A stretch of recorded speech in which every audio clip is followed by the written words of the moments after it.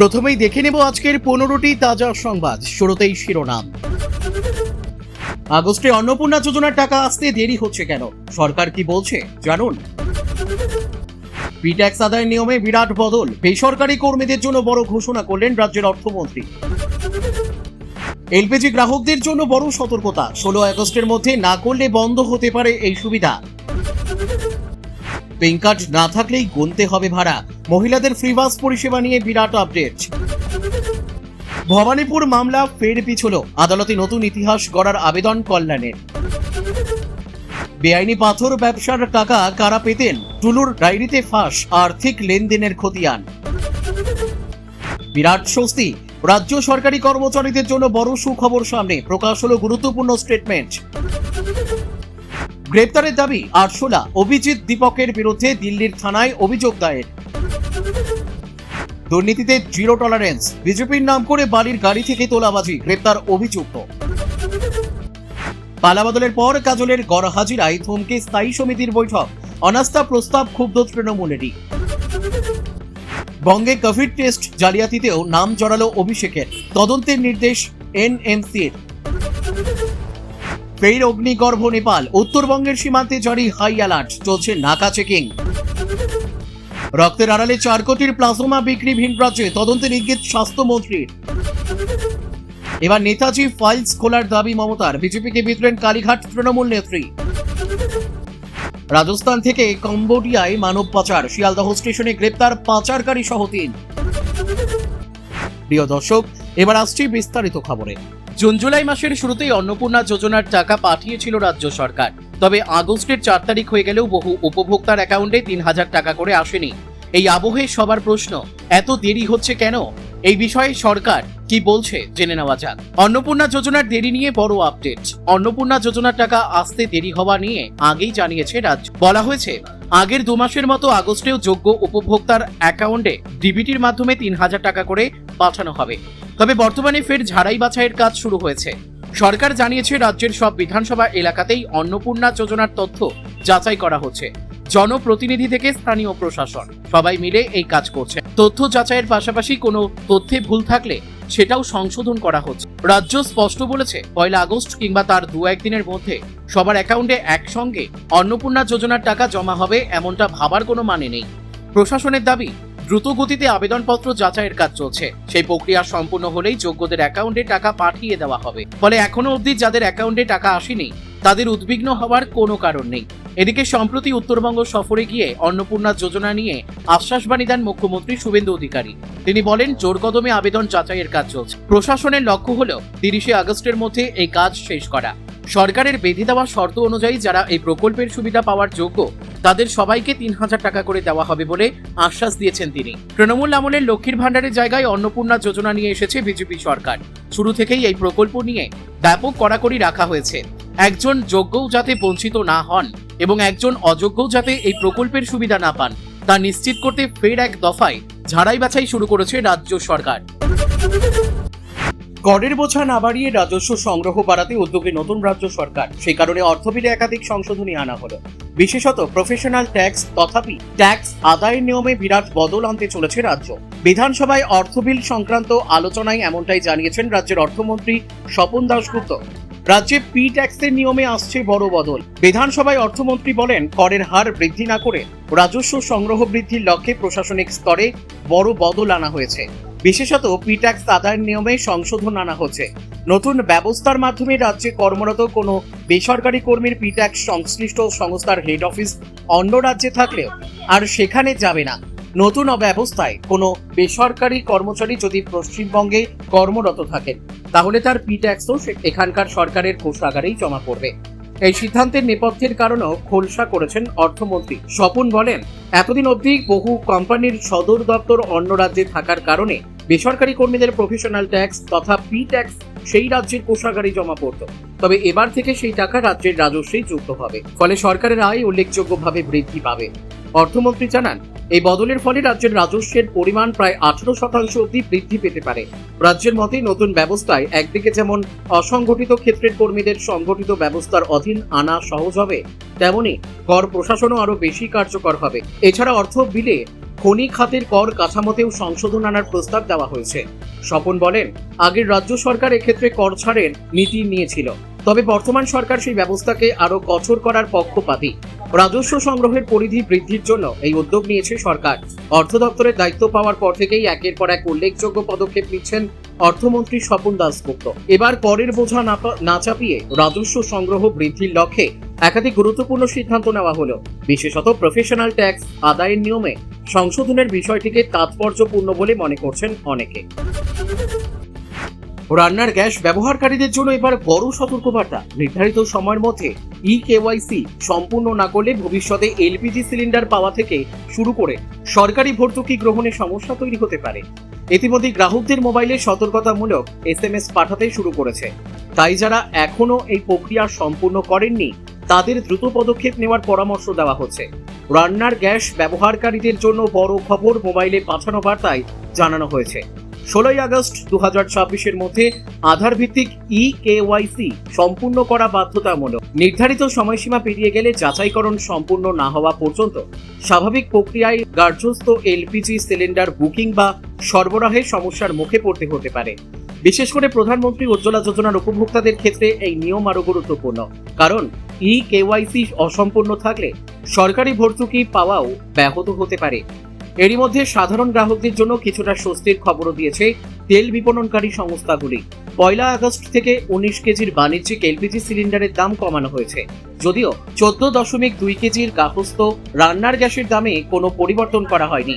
তেল সংস্থাগুলির মতে কেওয়াইসি বাধ্যতামূলক করার মূল উদ্দেশ্য হল প্রকৃত গ্রাহকের পরিচয় যাচাই নিশ্চিত করা এবং সরকারি সুবিধা সঠিক ব্যক্তির কাছে পৌঁছে দেওয়া। সেই কারণেই নিবন্ধিত মোবাইল নম্বরে ধারাবাহিকভাবে SMS পাঠিয়ে গ্রাহকদের সচেতন করা হচ্ছে। গ্রাহকদের সুবিধার কথা মাথায় রেখে ইন্ডিয়ান অয়েল কর্পোরেশন কেওয়াইসি সম্পূর্ণ করার একাধিক বিকল্পও চালু রেখেছে। বাড়িতে বসে ইন্ডিয়ান অয়েল ওয়ান অ্যাপের মাধ্যমে এই কাজ করা যাবে।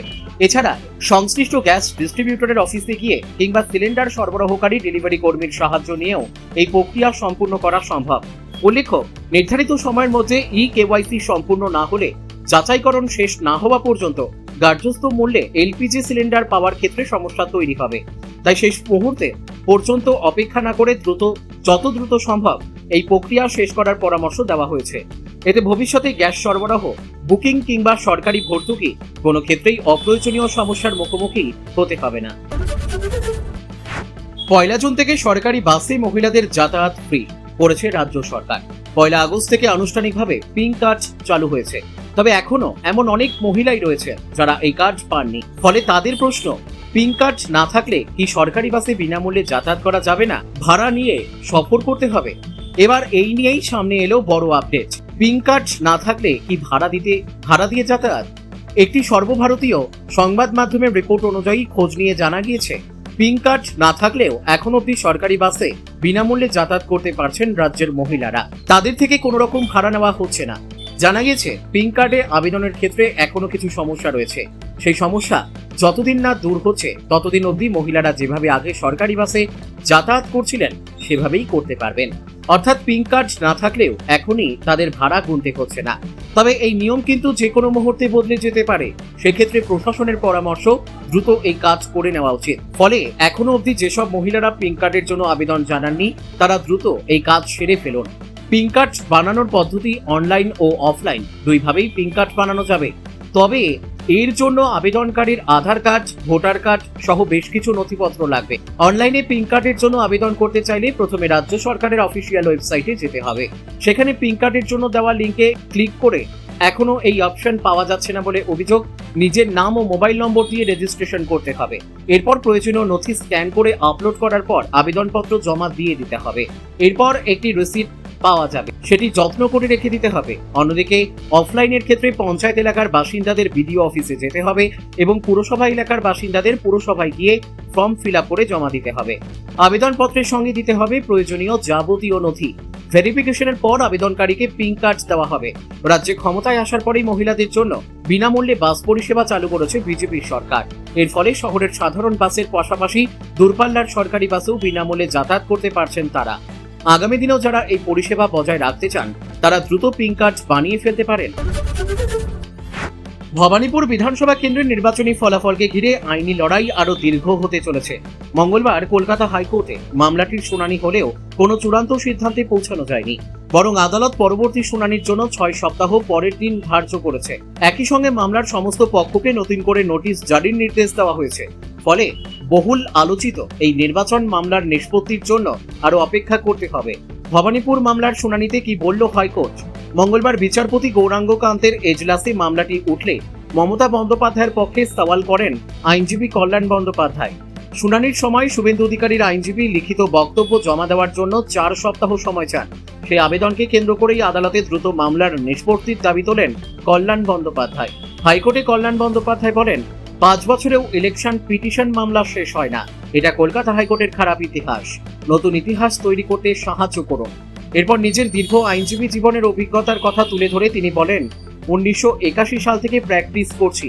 মাত্র একটি মামলায় 5 বছর শেষ হওয়ার 3 মাস আগে নিষ্পত্তি হয়েছে এই আদালতে। এবার এই মামলায় একটা নজির গড়তে দয়া করে সাহায্য করুন। আইনজীবীর বক্তব্য শোনার পর বিচারপতি গৌরাঙ্গ কান্ত সংক্ষিপ্ত প্রতিক্রিয়ায় বলেন, চেষ্টা করছি, তবে তাৎক্ষণিকভাবে মামলার শুনানি শেষ না করে আদালত সংশ্লিষ্ট সব পক্ষকে নতুন করে নোটিশ পাঠানোর নির্দেশ দেয় এবং পরবর্তী শুনানির দিন 6 সপ্তাহ পরে নির্ধারণ করে। প্রসঙ্গত মামলার সূত্রপাত 2026 সালের পশ্চিমবঙ্গ বিধানসভা নির্বাচনের ফলাফলকে কেন্দ্র করে। ভবানীপুর কেন্দ্রে মুখোমুখি লড়াইয়ে নেমেছিলেন শুভেন্দু অধিকারী ও মমতা বন্দ্যোপাধ্যায়। নির্বাচন কমিশনের ঘোষিত ফল অনুযায়ী শুভেন্দু অধিকারী 15,105 ভোটে জয়ী হয়। ওই কেন্দ্র থেকেই মুখ্যমন্ত্রীর দায়িত্ব গ্রহণ করেন। ফলাফল ঘোষণার পরই তা আদালতে চ্যালেঞ্জ করেন মমতা বন্দ্যোপাধ্যায়। তার আবেদনে ভোট গণনার প্রথম 12 রাউন্ড পর্যন্ত তিনি এগিয়েছিলেন। পরে হঠাৎ করেই ফলাফলের চিত্র বদলে যায়। পাশাপাশি অভিযোগ করা হয় তৃণমূল কংগ্রেসের গণনা এজেন্টদের মারধর করে কেন্দ্র থেকে বের করে দেওয়া হয়েছিল, যার প্রভাব গণনা প্রক্রিয়ায় পড়ে বলে অভিযোগে উল্লেখ করা হয়েছে। মঙ্গলবারের শুনানির পর নতুন নোটিশ জারি এবং পরবর্তী শুনানির অপেক্ষার মধ্যেই ভবানীপুরের নির্বাচনী ফলাফল নিয়ে এই বহু চর্চিত মামলার দিকে নজর থাকবে রাজনৈতিক ও আইনি মহলে। বীরভূমের পাথর ব্যবসাকে ঘিরে বহুদিনের অভিযোগের তদন্তে এবার বড় মোড়। টুলু মণ্ডল ওরফে নাজিব উদ্দিনের বেআইনি সাম্রাজ্যের সঙ্গে জড়িত আর্থিক লেনদেনের গুরুত্বপূর্ণ নথি তদন্তকারীদের হাতে এসেছে বলে দাবি পুলিশের। ধৃত ম্যানেজারের কাছ থেকে উদ্ধার হওয়া একটি ডায়েরিকে ঘিরেই এখন তদন্ত এগোচ্ছে। টুলু মণ্ডলের আর্থিক লেনদেনের ডায়েরি পুলিশের হাতে। সোমবার টুলু মণ্ডলের ম্যানেজার সীতেশ প্রামাণিককে গ্রেপ্তার করে বীরভূম জেলা পুলিশ। তদন্তকারীদের দাবি, তার কাছ থেকেই উদ্ধার হয়েছে এই ডায়েরি। পুলিশ এ নিয়ে মুখ না খুললেও আদালতে শুনানির সময় সরকারি পক্ষের বক্তব্যে ডায়েরির গুরুত্ব স্পষ্ট। আদালতে জানানো হয়, টুলুর ব্যবসার বিভিন্ন আয় ব্যয়ের হিসাব নিয়মিত লিখে রাখা হতো এই নথিতে এবং সেই দায়িত্বে ছিলেন সীতেশ নিজেই। তদন্তকারী সূত্রের দাবি, ডায়েরিতে শুধুমাত্র ব্যবসার আর্থিক হিসাব নয়, বিভিন্ন সরকারি আধিকারিকের সঙ্গে কথিত আর্থিক লেনদেনেরও উল্লেখ রয়েছে। ব্যবসার লাভের অংশ কার কার কাছে পৌঁছত তারও নথিভুক্ত হিসেব সেখানে রয়েছে বলে পুলিশের দাবি। সীতেশ দীর্ঘদিন ধরে মোহাম্মদ বাজার থানার পাচামি এলাকার একটি পাথর ক্রাশারে হিসাব রক্ষকের কাজ করতেন। গত 31শে জুলাই তাকে জিজ্ঞাসাবাদের সময় তদন্তকারীরা টুলু মণ্ডলের কথিত বেআইনি ব্যবসার একটি গুরুত্বপূর্ণ ঘাঁটির সন্ধান পান। এরপর গ্রেপ্তারের পর তার কাছ থেকে আরও একাধিক তথ্য ও নথি উদ্ধার হয়েছে বলে দাবি পুলিশের। মোহাম্মদ বাজারে টুলু মণ্ডলের একটি পার্কিং গ্রাউন্ডের ভিতরে অভিযান চালিয়ে একটি বিশেষ ছাপার যন্ত্র উদ্ধার হয়েছে। তদন্তকারীদের অনুমান, এই যন্ত্র ব্যবহার করে নকল ডিসিআর অর্থাৎ ডুপ্লিকেট চালান রিসিপ্ট ছাপানো হতো এবং সেই নথির মাধ্যমেই কথিত বেআইনি পাথর ব্যবসা পরিচালিত হতো। তদন্তের আরেকটি গুরুত্বপূর্ণ দিক হয়ে উঠেছে উদ্ধার হওয়া ডায়েরি। পুলিশ সূত্রে খবর, মামলার কেস ডায়েরির সঙ্গে ওই নথির একাধিক পাতার জেরক্স কপিও আদালতে জমা দেওয়া হয়েছে। তদন্তকারী মহলের দাবি, সেখানে জেলার বর্তমান ও প্রাক্তন বহু ছোট বড় প্রশাসনিক আধিকারিকের নাম উল্লেখ রয়েছে।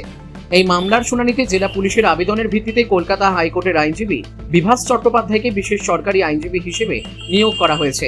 আদালত চত্বরে তিনি বলেন, ধৃত মিনার মণ্ডল এবং সদ্য ধৃত সীতেশ প্রামাণিককে জেরা করেই ছাপাখানা ও ডায়েরির সন্ধান মিলেছে। তদন্ত যতই এগোবে তত নতুন নতুন নাম সামনে আসতে পারে। এখন তদন্তকারীদের মূল লক্ষ্য ডায়েরিতে উল্লেখ থাকা আর্থিক লেনদেনের প্রতিটি তথ্যের সত্যতা যাচাই করা। উদ্ধার হওয়া নথি, ছাপার যন্ত্র এবং অন্যান্য প্রমাণ মিলিয়ে গোটা চক্রের পরিধি কতটা বিস্তৃত ছিল তা খতিয়ে দেখা হচ্ছে। তদন্ত এগোলে আরো নতুন তথ্য এবং নতুন নাম সামনে আসার সম্ভাবনা উড়িয়ে দিচ্ছে না তদন্তকারী মহল। ডিএ পে কমিশন নিয়ে চর্চার মাঝেই পশ্চিমবঙ্গ সরকারের অধীনে কর্মরত সমস্ত স্তরের কর্মচারীদের জন্য বড় সুখবর সামনে আসছে, যা বিশেষ গুরুত্বপূর্ণ। জানিয়ে রাখি, সম্প্রতি 2025 থেকে 2026 অর্থবর্ষের বার্ষিক জিপিএফ স্টেটমেন্ট প্রকাশ করেছে অ্যাকাউন্ট্যান্ট জেনারেল। বার্ষিক জিপিএস স্টেটমেন্ট প্রকাশ করল রাজ্য সরকারের সমস্ত স্তরের কর্মচারীদের জন্য নতুন স্টেটমেন্টটি 3রা আগস্ট 2026 তারিখ থেকে অনলাইনের মাধ্যমে উপলব্ধ। এখন থেকে গুরুত্বপূর্ণ এই স্টেটমেন্টটি রাজ্যের সমস্ত জিপিএস গ্রাহকরা অত্যন্ত সহজে বাড়িতে বসেই নিজেদের স্মার্টফোন বা কম্পিউটারের মাধ্যমে পেয়ে যাবেন। কয়েক মিনিটে বাড়িতে বসেই বার্ষিক জিপিএস স্টেটমেন্ট দেখতে এবং ডাউনলোড করে নিতে পারবেন। উল্লেখ্য, আগে সরকারি কর্মচারীদের অফিসে মুদ্রিত জিপিএস স্টেটমেন্ট পাঠানো হতো, কিন্তু 2020 থেকে 21 অর্থবর্ষ থেকে এই প্রথায় পরিবর্তন আনা হয়। অ্যাকাউন্ট্যান্ট জেনারেল অফিস আধুনিক ডিজিটাল পদ্ধতি বেছে নিয়েছে। সকলের সুবিধার কথা মাথায় রেখে বর্তমানে কিউআর কোড এবং ফ্যাক্সিমিলি স্বাক্ষর সহ ইজিপিএফ ডিজিটাল স্টেটমেন্ট চালু করা হয়েছে, যা সম্পূর্ণ বৈধ এবং গ্রহণযোগ্য। ইজিপিএফ স্টেটমেন্ট ডাউনলোড করতে প্রথমে https://tag.gov.in/ae/west-bengal/n অফিসিয়াল ওয়েবসাইটের হোম পেজে থাকা অনলাইন সার্ভিসেস অপশনে ক্লিক করে সেখান থেকে জিপিএফ বিকল্পটি বেছে নিতে হবে। এরপর জিপিএফ সাবস্ক্রাইবার লগইনে ক্লিক করে নিতে হবে। নতুন ব্যবহারকারীদের ক্ষেত্রে ফরগেট পাসওয়ার্ড লিংকে ক্লিক করে জিপিএফ সিরিজ, জিপিএফ নম্বর এবং জন্ম তারিখ পুট করতে হবে। রেজিস্টার্ড মোবাইল নম্বরে ওটিপি গেলে তা দিয়ে পাসওয়ার্ড সেট করতে পারবেন। তারপর ইউজার আইডি এবং পাসওয়ার্ড দিয়ে লগইন করে নিতে হবে। তারপর ড্যাশবোর্ডে প্রবেশ করে জিপিএফ অ্যাকাউন্টস স্টেটমেন্ট বিকল্পটিতে ক্লিক করে সেখান থেকে 2025 থেকে 26 অর্থবর্ষের স্টেটমেন্টটি পিডিএফ ফরম্যাটে ডাউনলোড করে নিতে পারবেন খুব সহজেই। বাড়িতে বসেই কয়েক মিনিটে কাজটি করে নিতে পারবেন। Social media influencer Faizan Ansari cockroach Janata পার্টির প্রতিষ্ঠাতা অভিজিৎ দীপকের বিরুদ্ধে দিল্লি পুলিশের কাছে লিখিত অভিযোগ দায়ের করেছেন। তার দাবি, অভিজিৎ দীপকের ঘনিষ্ঠরা একাধিকবার তার উপর হামলা চালিয়েছে। অভিযুক্তকে অবিলম্বে গ্রেপ্তার করার দাবিও জানিয়েছেন তিনি।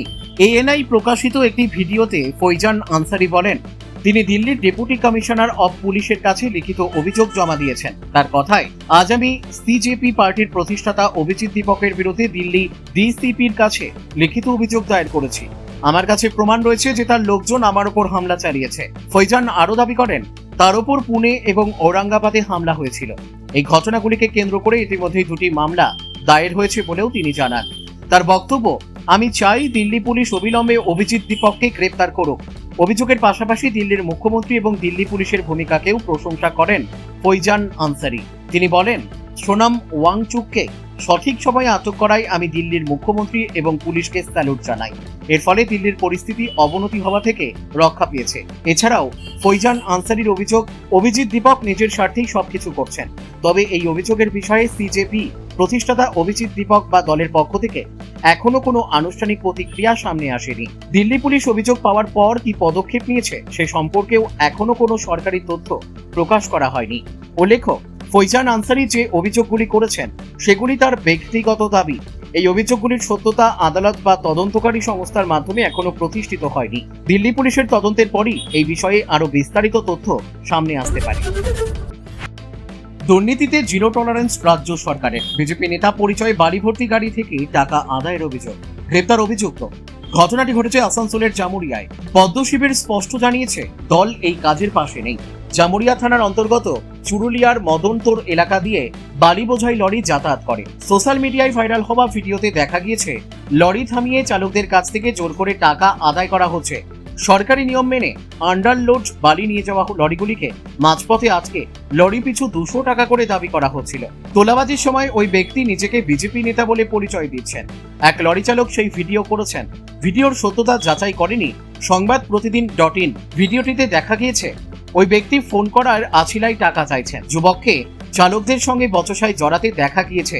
গাড়ি প্রতি 200 টাকা করে নেওয়া হয়েছে বলেও অভিযোগ পাওয়ার পরই অভিযুক্ত রাকেশ মাঝিকে গ্রেপ্তার করেছে পুলিশ। হেফাজতে নিয়েছে পুলিশ। বিজেপির আসানসোল সাংগঠনিক জেলা সভাপতি দেবতনু ভট্টাচার্য জানান, দলের নাম ব্যবহার করে কেউ বেআইনি কাজ করলে তার বিরুদ্ধে কঠোর আইনি ব্যবস্থা নেওয়া উচিত। উল্লেখ্য, দলে বিচ্যুতি ঘটেছে তা স্বীকার করেছেন রাজ্য সভাপতি শ্রমিক ভট্টাচার্য। কড়া বার্তা দিয়েছেন, বহিষ্কার করা হয়েছে বেশ কয়েকজনকে।